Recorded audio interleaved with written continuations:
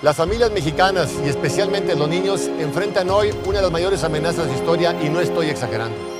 Y es que el Senado acaba de aprobar una reforma sobre derechos humanos que aunque tiene cosas muy buenas, también tiene otras muy malas. Es como si nos regalaran un gran banquete, pero acompañado de una copita de cianuro. Y eso no, así con cianuro no queremos. El enredo es tal que reconocidos católicos festejan al mismo tiempo que grupos abortistas y pro-gays. Y es que la reforma juega con las palabras, es confusa y se presta para hacer un gran caos en su interpretación. Básicamente hay 4 problemas. La pérdida de libertad religiosa con la modificación que dice que el Estado podrá decretar medidas restrictivas a los actos religiosos de culto público.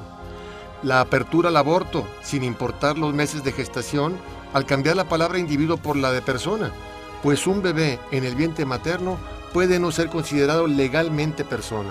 La gravísima pérdida de nuestra soberanía jurídica con relación a la definición e interpretación de los derechos humanos, pues ahora serán los extranjeros los que nos definan nuestros derechos.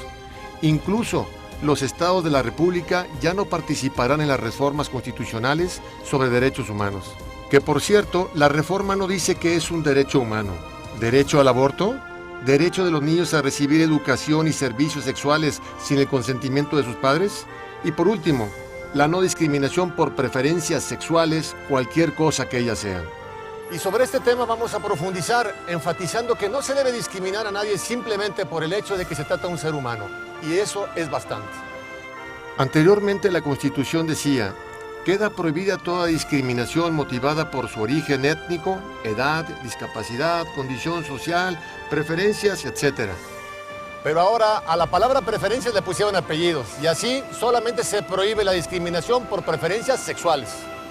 Esto significa que sí podemos ser discriminados por nuestras preferencias políticas, deportivas, musicales, etc. Pero por nuestras preferencias sexuales, no, de ninguna manera, faltaba más. Además, entérese, el concepto de preferencias sexuales no existe. Es un término que se inventaron nuestros legisladores. No está reconocida ni en la legislación internacional, ni en instituciones tan reconocidas como la Asociación Psiquiátrica Americana, la APA. Es la misma APA la que describe 23 comportamientos sexuales. Ojo, no preferencias. Y entre ellos hay varios considerados como desviaciones sexuales. Estos son algunos: homosexualidad, bisexualidad, transexualismo, pedofilia, transvestismo, fetichismo, voyerismo, exhibicionismo, sadismo sexual, masoquismo, etc. Tal como quedó la reforma, nuestros senadores quieren que no discriminemos, por ejemplo, a pedófilos, sadomasoquistas, fetichistas. ¿A qué se refieren con no discriminarlos? ¿Querrán abrir en México una sucursal de la Asociación Norteamericana para el Amor entre Hombres y Niños? ¿Grupo pedófilo que busca la legalización de las relaciones sexuales entre adultos y niños? Siendo optimistas, no creo que se estén refiriendo a esa no discriminación, pero mire lo que sí va a suceder. En todas las escuelas mexicanas, públicas y privadas, se deberán enseñar a los niños todos esos comportamientos sexuales, pues de no hacerlo, las escuelas estarían discriminando a las personas que tengan esas conductas. ¿Les suena exagerado, radical, alarmista? Bueno, vea este libro de la Organización Mundial de la Salud que es auspiciada por la ONU. Que se entrega a los profesores de educación sexual. México ya mandó profesores a capacitarse. Y cuando la ONU se refiere a orientar a adolescentes en sexualidad, está hablando de chicos de 10 a 19 años. Y en la página 35 la ONU habla de la variación sexual, no preferencia. Y al respecto dice lo siguiente: la variación sexual se califica más comúnmente como desviación sexual. Y puesto que la palabra desviación se emplea con un sentido peyorativo, es mejor no usarla. Entonces ya no serán desviados sexuales, les tendremos que decir variados sexuales según la ONU. Y en la página 36 nos indica cuáles son algunas de estas variaciones, que dice no son necesariamente nocivas. Imagínese una clase de quinto de primaria hablando de sadomasoquismo o transexualismo. Aquí está el libro para que lo consulten los escépticos. Pero además, será obligatorio enseñar a los niños desde kinder que el matrimonio puede ser de un hombre con una mujer, o de hombre con hombre, o de mujer con mujer. Pues de no hacerlo, las escuelas estarían discriminando a quienes tengan una unión homosexual. ¿Le sigue sonando exagerado? Déjeme decirle que a escondidas el gobierno mexicano ya empezó a educar en la homosexualidad desde kinder. Ve aquí un ejemplo. Esta imagen es de un libro de la biblioteca de la Secretaría de Educación Pública para el Jardín de Niños. Sí, ahí está, junto a los cuentos infantiles. En este libro les enseñan a los niños de una forma grotesca, fuera de contexto y vulgar, que mamá y papá juegan encuerados en su cuarto cuando se encierran con llave, que hay mujeres que se enamoran de mujeres y que hay hombres que se enamoran de hombres. En resumen, le da la bienvenida a los chiquitines al mundo homosexual. Y si usted como padre no está de acuerdo, lo van a meter a la cárcel. Como ya le pasó a David Parker en el estado de Massachusetts, quien fue arrestado por tratar de evitar que su hijo de 5 años le enseñaran que cuando crezca puede ser gay. En Alemania, una madre de familia numerosa pasó 43 días en la cárcel por haberse negado a someter a 3 de sus hijos a las lecciones de educación sexual del Estado, donde a los niños se les enseña: mi cuerpo me pertenece, así que yo puedo hacer con él lo que yo quiera.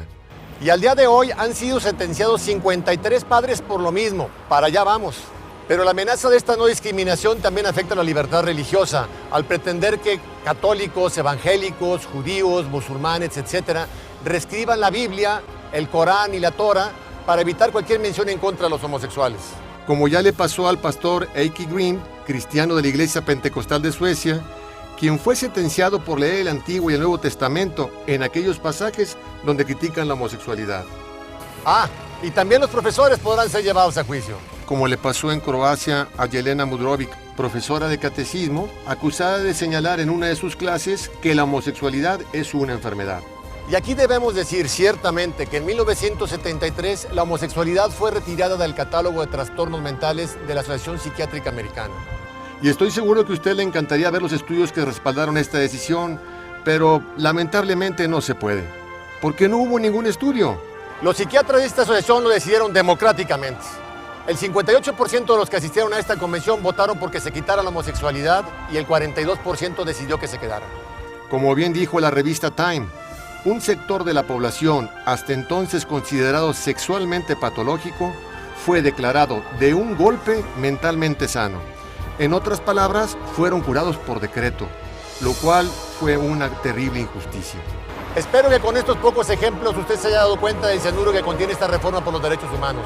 Por eso urge que el Congreso de los Estados la rechace, se regrese a la Cámara de Senadores para que sea corregida manteniendo solo los aspectos positivos. Los diputados federales aprobaron la reforma sin oposición, pero cuando alzamos la voz en febrero, aunque tarde, dividimos al Senado, nos quedamos muy cerca de pararlo.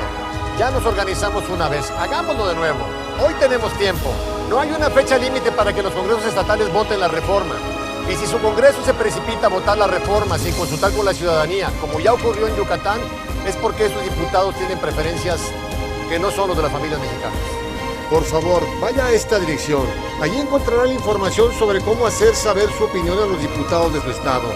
Dígales con energía que no quiere el cianuro. Actuemos ahora para que después no vayamos a llorar como niños lo que hoy no supimos defender como padres. Muchas gracias.